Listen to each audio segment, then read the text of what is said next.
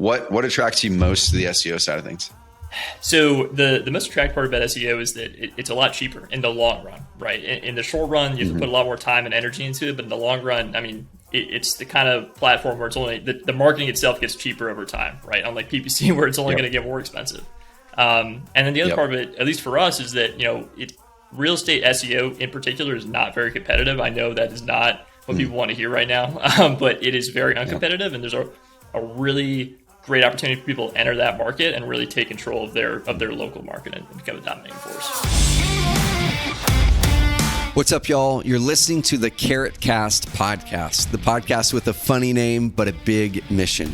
We help thousands of real estate investors and agents grow rock-solid mindsets, do better marketing so that you can build a business of freedom and impact. I'm your host, Trevor Mock. Let's dive into today's episode.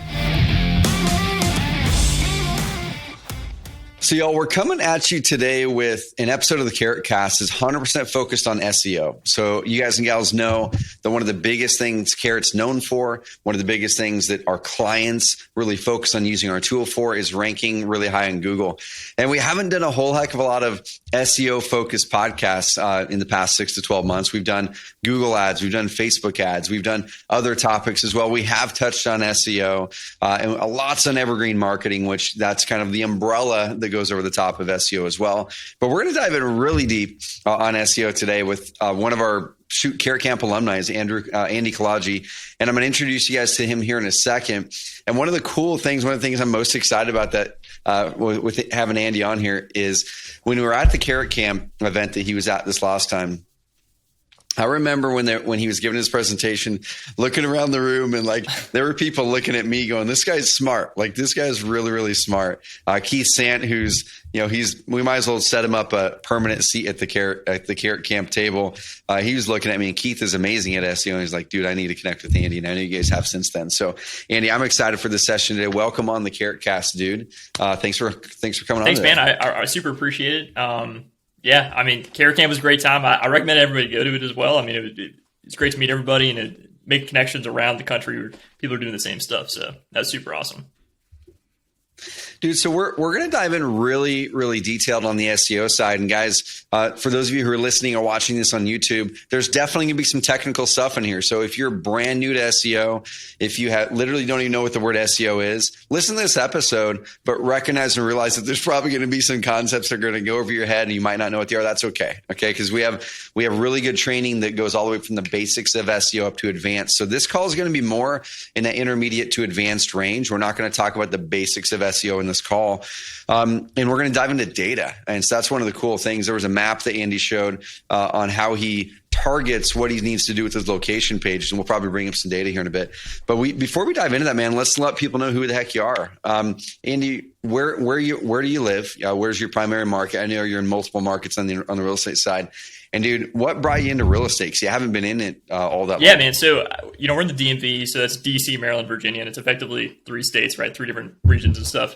Yep. And, the reason we got into real estate in the first place is we wanted to quit our jobs. I mean, it's the same passion for a lot of people, but we want to remove that income ceiling and we want to have more time and location freedom.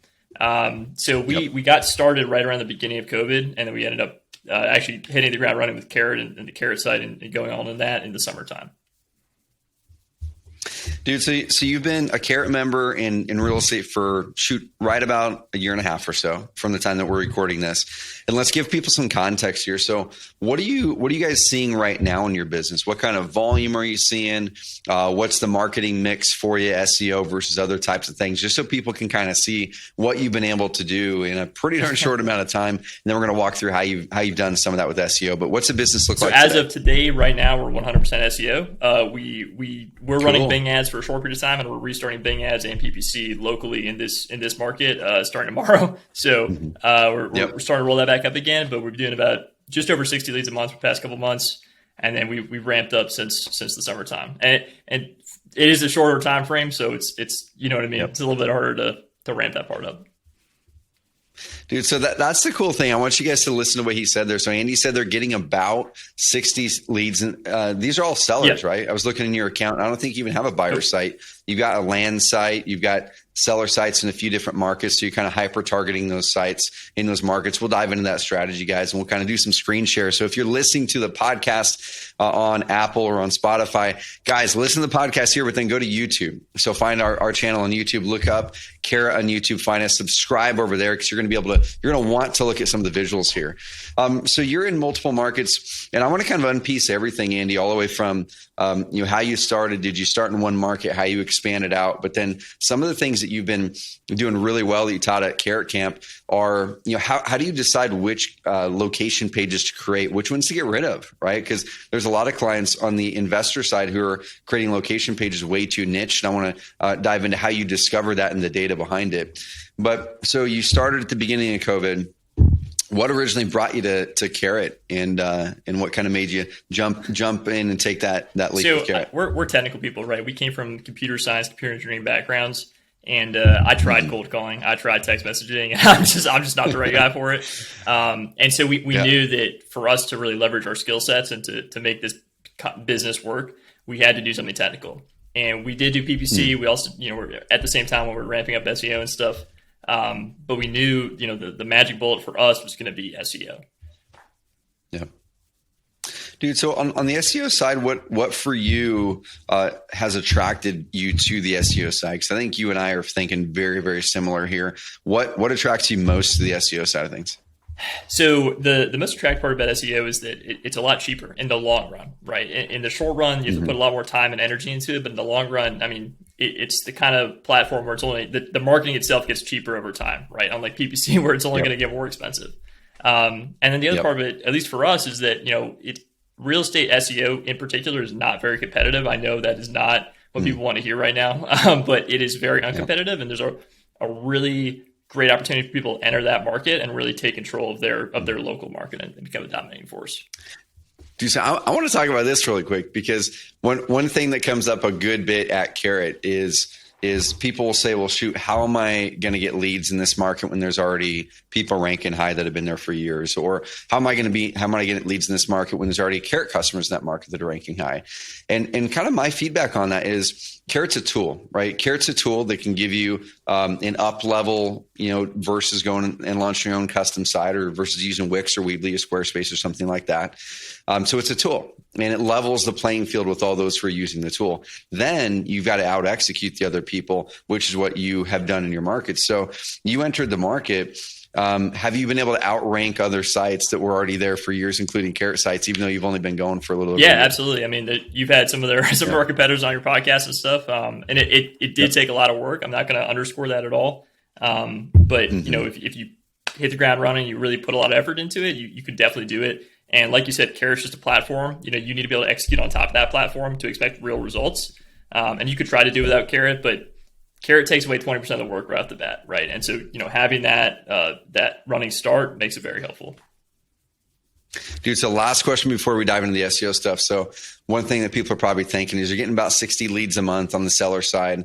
How's your guys' business set up? So do you guys actually take the seller calls? Are you negotiating the deals, or are you guys partnering with people on the leads? We've done some of the negotiation side. It's not our favorite thing to do. And we've actually partnered with a bunch of ex-Express home buyers people who've kind of moved on and done their own thing. Oh, cool. So we're working with them basically one-on-one, and we split everything 50-50. So they're at this point, they're handling all the seller calls. They pick up the phones. If you call the house guys right now, don't do that. But it's not going to be picking up the phone. Dude, that's cool, because one thing I want you guys to recognize is, and we've talked with Dennis Fassett about this. Go look at that episode of the Carrot Cast as well. We've talked to other Carrot members. Dennis had said, you know what, he actually really, really, really loves the marketing as well. He's like, I'll take the phone calls, but he loved the marketing. He partnered with a local investor who he trusted, who can close really, really well. So he focused on marketing, and then he sends him to the investor to close. And so if you guys don't want to have to go out there and pick up phone calls all the time, talk with sellers, go to houses all the time, and you love the marketing part of it, then just do that. And just like Andy said, that can be your business model. So guys, it's insanely big opportunities for that right now. So dude, when you launched Carrot, you started in one market, and then what did you do in that market to start to get momentum on the SEO side in that market. Then later we're going to talk about why and how you went into multiple markets. But let's focus on that first market. How'd you get your first initial traction on SEO? And what are some takeaways that people can take to go implement things in their site? So the easiest, and this is like where the common confusion comes with SEO and especially real estate investor SEO, right? So, we're told to create city pages and stuff, and that's the low hanging fruit, right? It's going to be a lot less competitive to rank in Alexandria, Virginia, rather than Washington, DC. The flip side to that is that, like you said, people do go too deep down that rabbit hole and end up trying to rank in neighborhoods and, CDPs and all this other counties, all this other crazy stuff. So, we didn't pick up steam for quite a while. I mean, we started getting leads about probably 5 to 6 months in, but it took us basically until that 12-month mark or the 10-month mark to really get to that 60 lead a month mark. While we were trying to figure out and understand how to basically revitalize the city page structure, if that makes sense. So from the beginning of it, I mean, it comes down to backlinks, writing really, really good on-page content. Schema is super important. Unique images that have the right alt text and potentially are geocoded to your region. There's a lot of little things you can do that'll help along the way. Dude, so there's a few things that you brought up in there. And guys, what I want you guys to do, if you know SEO or if you've been studying it, take those things Andy mentioned, put them on your to-do list, go research them, implement them on Carrot. But you'd mentioned a couple things in there, your images, things like that, the content. What did you guys do on that side and then the future sites you guys launched after that, as far as the content went, as far as the image went? Did you rewrite all of it? Did you rewrite some of it? Did you swap out all the images? Kind of what was your path there? We definitely rewrote all of Carrot's content. And the reason for that is because we're trying to Carrot gives you a great base, right? But you gotta like really hone that into your market. And not only hone that into your market, but hone that into what you want to target, right? Now, I don't believe duplicate content's a real thing. I'm going to be the first to say, but, so we do have a lot of duplicate content across city pages and stuff, and across different sites on different markets. I'm not really too concerned about that, but you do need to rewrite that Carrot content because it's not going to be the thing that gets you to number one. You have to make yourself unique compared to other pages in that market. Dude, 100%. And on the conversion side too, right? And guys, this is something I really want to have people recognize is, like Andy said, we create the Carrot platform so you have the edge and advantage. And we kind of give you the map and say, here's some of the things you should talk about on your site. Now, if you're just going to do paid traffic, or if you were just going to rank for your company name, you don't have to update any of that stuff for the reason of SEO, right? You just have to do it for conversion. You're getting your testimonials in there, your story, your pictures, things like that. But if you're wanting to rank well in Google, as we've been saying this for years and years, you've got to go in and update that content, either all like Andy did or the vast majority of it, and really making it your own.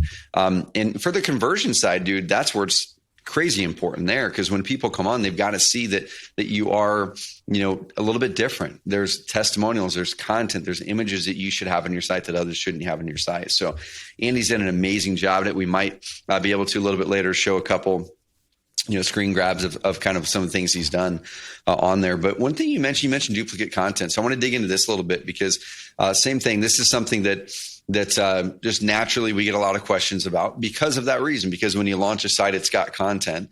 And if a person launches a site the same day in the same market, it's probably going to have 98% the same content. And so we're always guiding people there. But you'd mentioned your stance on duplicate content. I think you and I have a very similar stance. So I'll explain mine after you. But what is that stance in duplicate content? Why do you feel that you're not really seeing that be an issue? So it's a complicated, it's not a one size fits all answer. So I'm going to do my best to break it down into two categories. Yep. But, if I have site A has the same content as site B and they both try to rank for the same keyword, they're both going to rank for that same keyword. But if you start to stack more of those sites up over time, Google's going to see this content that's very similar, that's all answering the same question, and it's just not going to index it. So you just won't see it in the search index effectively. And, we'll get into this later when we talk about the blogs and keyword cannibalization, stuff like that. But when you're starting to have the de-index content problem, that's where you start to run into real issues with your site. But when it comes to, hey, I have, 10 city pages with the same content on it, that doesn't matter. That you can keep that exact same thing. You're not going to run into a problem at all. Yep. And dude, we've seen the same thing because in the early days of Carrot, it was really, really interesting because we didn't have as many clients as we do now. And so we were looking at it going, well, shoot, the first probably year to two, people really didn't update their content almost at all. It's like there's a client up in this city, New York, and a client over here in Texas, and a client over here, and their sites were almost all exactly the same content. They were all ranking really, really well, and it was because it was different cities. And if you were to look at a site like Zillow as an example, so I'm going to share my screen really quick. So for those of you that are on the audio version, I'm going to try to visualize this as much as I can. Those of you that are on the YouTube version, I'm going to show you guys a couple things. We'll probably have Andy show some things. We dive into some data in the keyword cannibalization side here in a second. But if I were to do a Google search, which I just did a Google search here that was homes for sale, Roseburg, Oregon. Okay. Zillow is going to pop up at the top, realtor.com at the top. If you look at what Zillow has done here, pretty much it says the town and then real estate and homes for sale. And then if you scroll down to the bottom, you're going to get through all these little property listings here.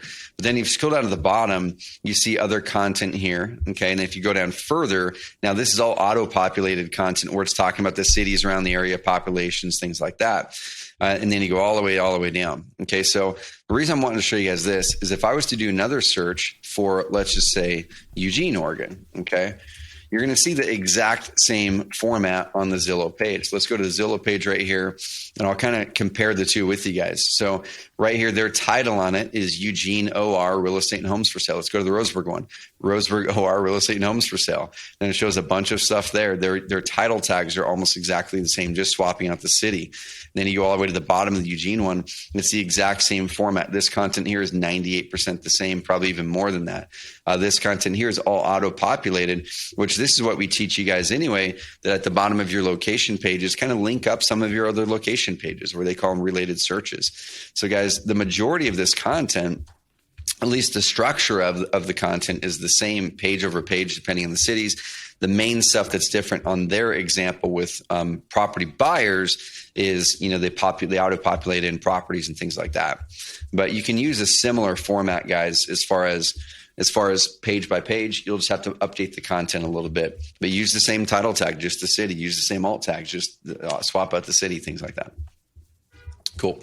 Well, dude, Andy, let's dive into the technical stuff here. So I've got some notes, but I want you to take it wherever you want to take it here, because you were able to really dive in and go down the SEO rabbit hole big time.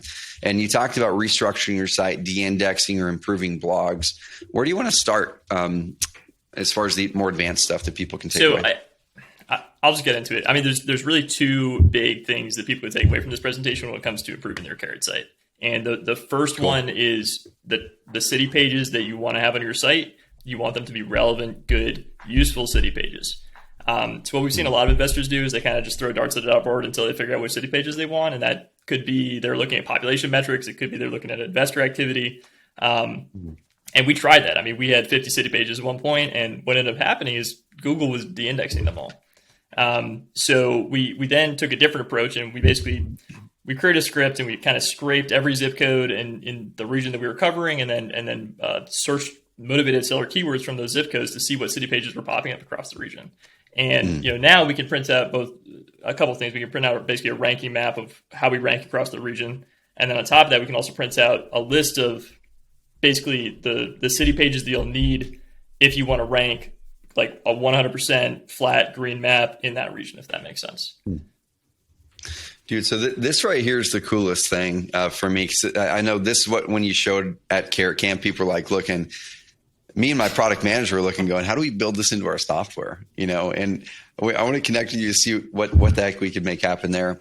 But if you're able to, do you have something visual we could show up, bring up for the YouTube audience anyway, and we'll describe as well as we can for the podcast audience, but show people what you have done and how you then determine which pages to create, which ones to kill, things like that. So the section about creating the pages is actually a spreadsheet that just kind of prints out like an SEO city score report. But this one is actually the part that shows the rankings, right? So this is run across our site. It's searching the term "we buy houses," which is not the best motivated seller keyword in our market. But everybody tries to rank for we buy houses, so it's a really good indication of how you're going to rank in your market. And so if you look, you can see on the left side, We basically, for the people listening via audio, we color code it based on how we're ranking. And if it's black, if anything's below 10, because if you're on the second page, no one's ever going to find you anyway. And we try to create this color graph and see, okay, here's where we're ranking, here's where we're not ranking. And, in our market, we were never targeting Baltimore, and we knew that at the time. And so you can see on our map that Baltimore's already black because we just weren't targeting it. And then the first time we ran this, we actually realized that a city called Fairfax, Virginia, was also black. I mean, we weren't ranking in it. And we had previously had a city page there before. And, using this data, we were able to realize that we did need a city page there, even though we thought we didn't, because other city pages were there. It's basically a one-shot way to say, okay, look across the whole region. Where do you need city pages? Where do you not need city pages? Dude, so let's dig into this a little bit deeper. One thing that you were mentioning was you had created a lot of pages. And I remember at Carrot Camp, you're saying oftentimes your state page was the thing that Google was grabbing and ranking versus that city or that neighborhood or something. And that's probably happened with a lot of Carrot customers too. And oftentimes they're not even making state pages. They're probably just doing the city that they're in and the 4 or 5 other cities around them and not even doing a state page. So where do you find the state page coming in versus the city pages, and what takeaways can people take from your learnings on that? So I'd say there's 2 main things there. The first one is the state page is actually the biggest driver of leads by far compared to city pages. I'll give an example in our market that might be helpful to some other people's markets. We have a city called Reston, Virginia. It's a large city, 65,000 people. Everybody knows, everybody's been there kind of thing. And if you search motivated seller generic search terms from that city, the state page is going to pop up. It's not going to be the city page. And why that's important is because not many people actually search generic keyword plus city state. They search just generic keyword. If you have a Reston city page, you're never going to capture those leads unless that one person is searching city state after it, which doesn't happen very often. So, that's the primary takeaway, I guess. Dude, so guys, I want you guys to write that one down right there. No matter what city you're in right now, definitely go and create an action item to go create a really good state page. And so it's essentially the same thing as what we're calling a city page. We're probably going to start to kind of transition the vernacular on that to a location page, just to kind of grab a wider swath, so it's not just the city. But guys, go create a page for your state. Just like Andy mentioned, make it robust, update the content well, talk about maybe the primary cities you might buy in on that state page, optimize the title tags, the alt tags, the normal stuff that we already teach you for the state, and then start to see how that pops up. Because that one tip right there, guys, is going to be an amazing thing for you. Because then that way, like Andy was saying, you don't have to make a city page for every single city and every single town, maybe some of the bigger ones possibly, but not every single city, because that state page will encompass all of that for you. Dude, so once you started to do that, what kind of happened to your rankings and traffic? Was it a pretty darn noticeable change? Or what for happened? Sure. I mean, when we removed a lot of the blog content that we didn't need anymore, and we removed a lot of city pages we didn't need, it spiked overnight. I mean, we were going from, I think, probably 10 or so leads a month to 60 leads a month overnight. And this is just one site, one market. I mean, the other sites are doing other stuff. So, having that impact on everybody else's carrot site, I imagine people could do some pretty fun stuff. So you were mentioning the blog side of it too, and let's kind of switch topics if you're cool with that and go to that. If there's anything else that you're wanting to touch on the city side of it, we can go back there. One thing that I saw come through our support channel a month or so ago was there was a number of clients that were coming in, and they were being taught by somebody who's amazingly smart with SEO, but they were being taught to queue up 2 to 3 blog posts a day. The automated blog posts. They weren't really changing any of the blog posts on them. Most of the posts are the long tail type, but like you were mentioning, some are kind of competing against the primary phrases. But what have you started to do on the blog post side of it that really helped you get better momentum and remove the conflicts on keywords with the blog posts? I'll preempt that by saying everybody who's been doing that should go into Google Search Console, click on that coverage button, and then see which pages are labeled, crawled but not indexed, or discovered but not indexed. And if anything that's in that category should be removed or redone or modeled in a way that Google should index it, right? Because they're not indexing it currently. We took the approach that you should have informational content on your site, even though it's basically a transactional organization/website. But picking the right content to list on there is really important. You want to have content on there that someone's actually going to go find, that is search volume, that Google's going to say, okay, we should have this content in the index because someone's actually going to need to use it. And, and like putting in like how to sell, my dog's doghouse in Purcellville, Virginia, that nobody's ever going to search. And people do have content on their site that's like that they probably shouldn't have at this point. Yep. So what did you guys end up doing this? You went into Google Search Console. You looked at the ones that aren't getting indexed. Did you then just go and unpublish all those posts, or did you go in and adjust and modify some of them? So most of them we de-indexed because they weren't relevant to they weren't relevant to our strategy, right?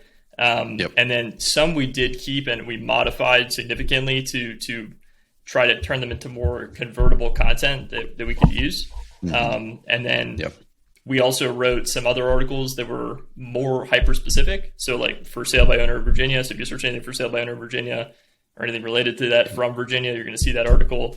But that was a lot longer than a typical Carrot article. I mean, that was 6,000 words. So different. It was different style.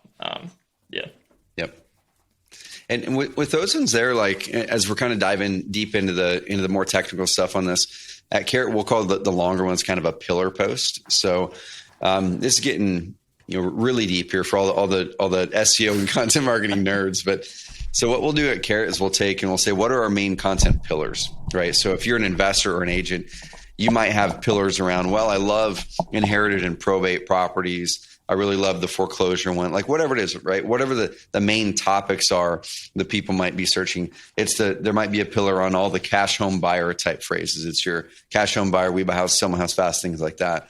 And so if you have 3, 4, 5 pillars, ideally, at least, this is what we do on our side. You have one really good, long, robust blog post. So you could be, if you don't want to write it, it could be starting with the video post. Do a 10-minute video post and then have a writer then come in there and polish it up and make it nicer, because then you're going to have a multiple 1,000-word article. Or just hire someone for a few $100 to write a really robust article for you, or use a tool like Jarvis AI if you want to get really, really nerdy with AI content. But have that really long pillar content on, 1,000, 2,000, 3,000 words on something around selling a house in probate in this area.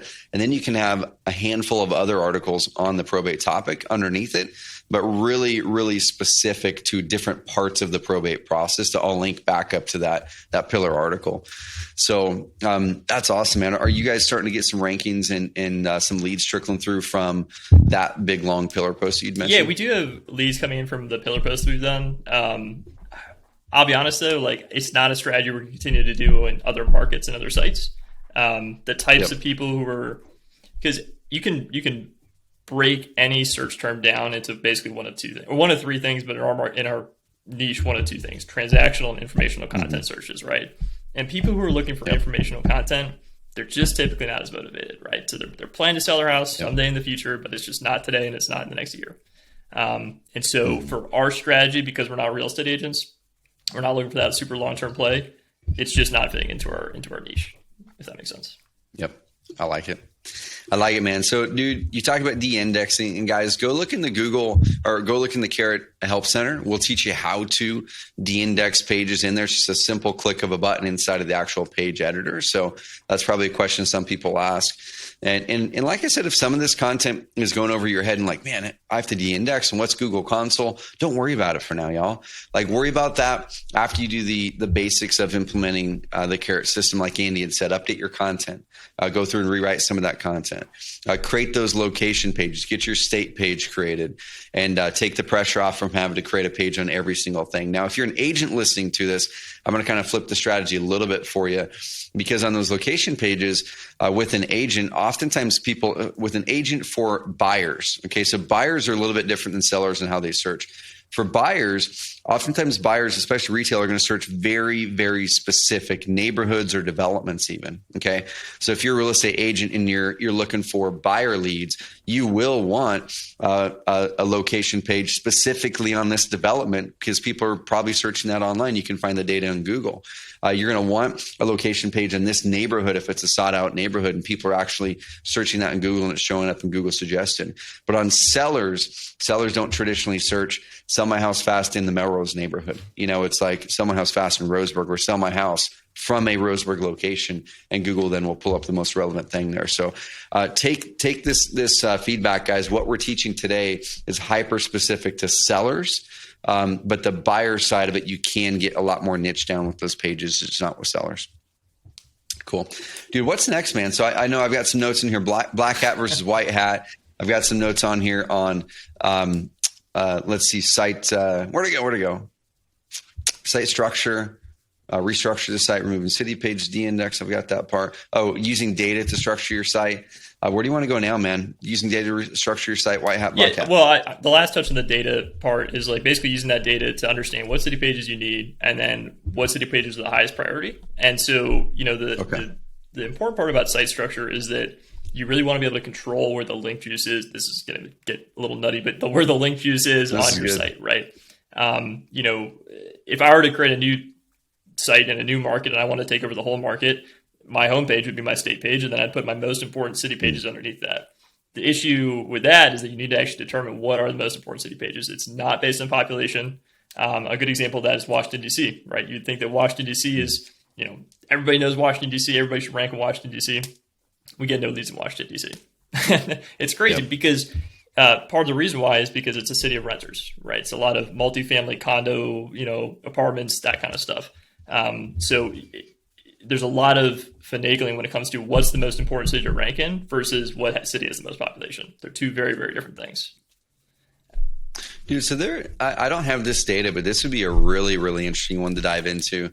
Is the Los Angeles market has some really weird and interesting dynamics because we find in our data there's even people who rank number one on Google for like we buy houses Los Angeles, just sell my house fast Los Angeles. Not nearly as many leads as someone would think, right? They think that if I got that ranking, I'm going to get 100 leads a month, and it's not. Like there's markets like a Tacoma or other markets that get far more leads with a fraction of the population. And that market's it's just interesting. Can I venture? That might be one that you and I dive into and do some research on it. Yeah, I mean, I'll venture a reason as to why, and this is what we've seen in a lot of other markets, is that Google's perception.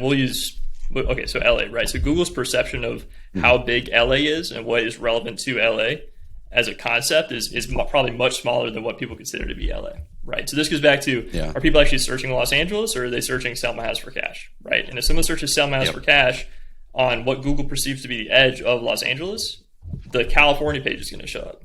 And so if someone has a really well-ranking California page, I bet they're going to bring in 120 to 140 leads a month.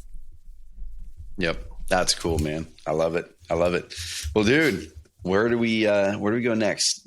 Let's talk about how to use data to structure your site. So you mentioned Scale SERP as a tool. I had a chance to look at that a little bit, but what are some of the things that people can do on the structure side of it? So if they're not interested in making a script or a tool or work with us to figure that part of it out, they can go do it manually using a tool called Valentin.app, and I'm sure you guys could throw a note in the description for the link. But basically with that tool, you can put in a zip code and you can put in your search term and you can basically see what the results would be for that search result page from that zip code or from that location. And that's really helpful because you'll be able to quickly understand, okay, in Reston, Virginia, in 22403, whatever the zip code might be, these are the pages that are showing up. This is the kind of site, these are the kind of pages that I need to have to rank in these zip codes. Gotcha.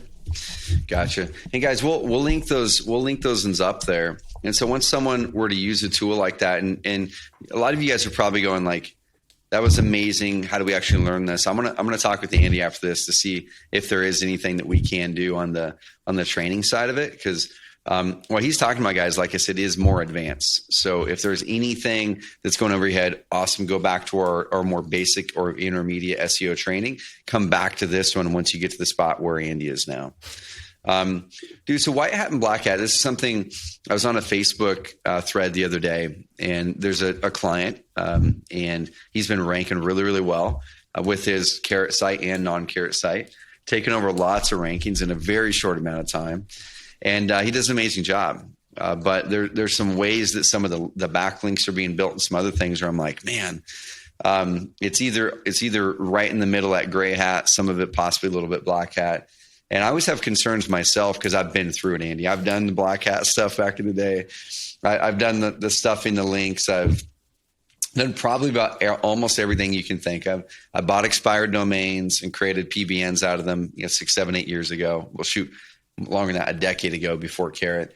I've done almost everything you can think of. And the one thing for me that I've realized with gaming things on the black hat side is there's a more than a 50-50 coin flip chance that I found that likely someday Google will sniff it out and all that work that you put into it will go to nil. But there's also a 50% chance that it won't, right? If you're really aggressive with them. But there is a place for black hat. There is a place for figuring out some things to accelerate the SEO results versus just doing the basics are going to take a while. How do you think about white hat, black hat? Maybe explain what it is for the audience. And what have you found is working best for you to really grow sustainable SEO results that are going to be around for a long time? For sure. And I think you nailed it too with that explanation. But basically, you could sum it up into evergreen SEO and non-evergreen SEO. And people typically think of it, SEO as super evergreen, but there's a very wide spectrum there. So black hat SEO is you're building links in a very aggressive way, maybe using automated tools, GSA, SER. That we won't have to go down that rabbit hole, but you're but there is value in it, right? And you can rank really, really, really fast. And if you're not in it for the long game, it's a great method. Like, I'm not knocking it. I mean, I think everybody should do it if that's their plan, right? But if you're trying to take over a market, be there for a really long time and not have to mess around with this kind of stuff, it's probably something to stay away from more often than not. And I'll be the first to say, we've tested a lot of black hat stuff. We have some other test real estate sites that we use for this kind of stuff. And so I'm not knocking it, but I do think that, if people are buying these like $3,000 quick win products and expecting long-term results, think twice, be careful, do some research. Yep. Dude, and that's the biggest thing, because I've seen so many Facebook threads, so many conversations going on lately where people are getting a really high ranking in a city that they shouldn't get a ranking from day one that fast in like 3, 4 months, 2 months. And guys, the only way that can happen is by gaming the system from backlinks. Like you've got to have a good foundation with the website that Google likes, and like that part's got to be there. But it's by scaling up the backlinks. And so if you guys are buying backlinks like Andy mentioned at volume, if you're buying hundreds of backlinks at a time, that's not going to be natural. That's not going to show up in Google's eyes to go, oh, this site naturally should be getting that, unless they're coming from, basically you have one way that can happen is, let's say your company blows up on the media. All right, there's a big news story, and you're somehow wrapped up in that news story, and your website is linked in the initial news story about your company. Now, what happens in news is the other news stations are now going to refer back to that original source, and then they're going to publish their own version of it. And you might get a bunch of news sites, legitimate news sites, linking back to that original source that links back to you, and some of them are going to link back to you as well. So something like that actually would probably be a really good thing, as long as it was good news in some way, shape, or form. But if you're building it from a bunch of randomized sites that aren't high quality sites, that aren't related in some way, shape, or form to the topic, it's not going to be as quality. So guys, don't go to Fiverr, please, and buy 300, 800, 2,000 link packages. It might work amazing now. You might be seeing people on Facebook post about it, and you might have that kind of envy to go, man, I want the ranking that fast. But don't do it, guys, because it could disappear in a year, could disappear in 8 months, could disappear in 2 years, maybe even 3 years at last. But eventually it likely will disappear, and you've got to redo all that work. I completely agree. And one thing I'll say about the white hat strategies too is that they take a really long time. If you're doing purely white hat strategies, I mean, you need to plan in for at least a year, if not more. Mm-hmm. And, on top of that, before you buy a product or pay for, a $20,000 course or something like that, you need to at least understand a little bit about what you're getting into, because it's a lot of work, and Yeah. it can pay off really well in the long run, but you need to understand what you're buying. Like Trevor, Trevor hires content writers to, work on his site and stuff like that, but he's also done it. He gets it. He's been through the process. He understands what he needs to look for at this point. He didn't just wake up one morning and say, we're writing content and we're getting these people on it right away. Andy, so on the backlink side, on that topic, let's give people a few kind of takeaways so they can do good quality white hat. Like you said, it's going to take a bit of time, but it's going to have better staying power. It's going to, as long as you keep doing that work and maintain it and continue to build consistent good links over time and continue to have good content and refresh your site with good, fresh content, your ranking should be solid for a while. But what have you done on the backlink side of things specifically? Maybe, hey, people can go get good links doing this practice. So I think the biggest driver of Google's trust right now, if you want to get like high quality trustable backlinks, is definitely Haro products. So doing Haro, you can get products to do Haro at this point, have people do it for you, or you can do it yourself, and it's worked. I mean, I've been there. I've been waking up at 5 a.m. answering Haro before, so I've been through the trials and tribulations.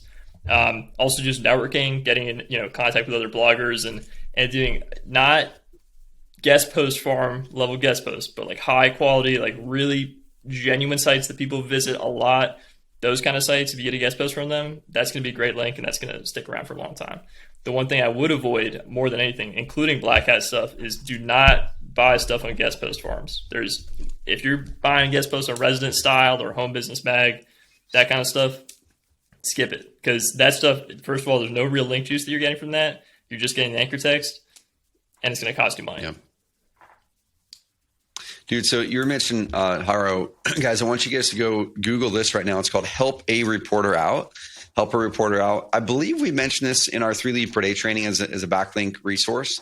And it's so cool because you can go in there, go to helpareporterout.com, or it's helpareporter.com, but just Google Help a Reporter, and you can sign up for free, and they're just going to start to send you emails. So go to when you're on there, click I'm a source, and then it's going to have you sign up, and you're going to start to get emails. I'm pretty sure it's daily. I'm pretty sure for a while there they were doing multiple times a day. It was getting crazy, but you can buzz through that, or like Andy was saying, have an assistant or a VA buzz through it every day when it comes through, and identify any articles that have any relation to a topic that you can be an expert on for an article. It doesn't even have to all be real estate.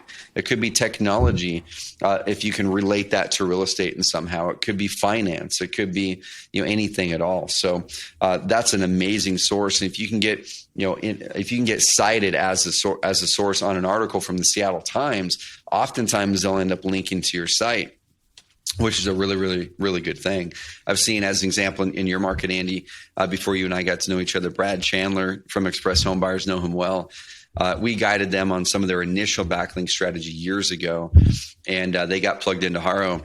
And they were starting to get some really good mentions in the early days from the big publications. And almost every time they linked up to their website. And those are pretty darn good links. So, yeah, guys, just create a good process there. Go the legit route. Don't go buy the links.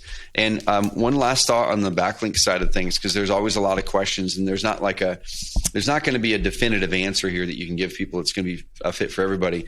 But what should someone look at if they're in an average market? Let's say it's a market like a Memphis, Tennessee kind of a thing. I'm just making it up, right? But if they're an average market that's decently competitive, what should they be looking at potentially as volume of backlinks on a monthly basis? Volume of backlinks.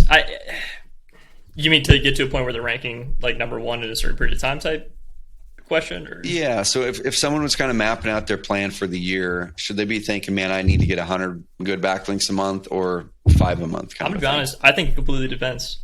I mean, I think there's some really uncompetitive mid-tier markets. I think there's some really competitive mid-tier markets. So I'd feel like I'd be speculating on that answer. Yep. And I've seen with some of our test sites and some other sites as well that you can rank really, really well in various mid-tier markets with very, very few backlinks and do really, really well.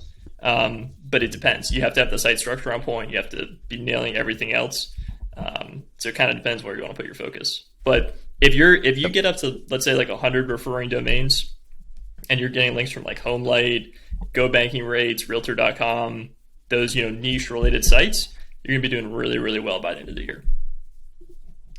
I love it, man, dude. I'm going to show this really quick on my screen again, guys. We'll pull this up here. So I'm going to do a quick search. Okay. And I've got this little tool. I can't remember what it's called, but I can probably dig it up and put it in the show notes.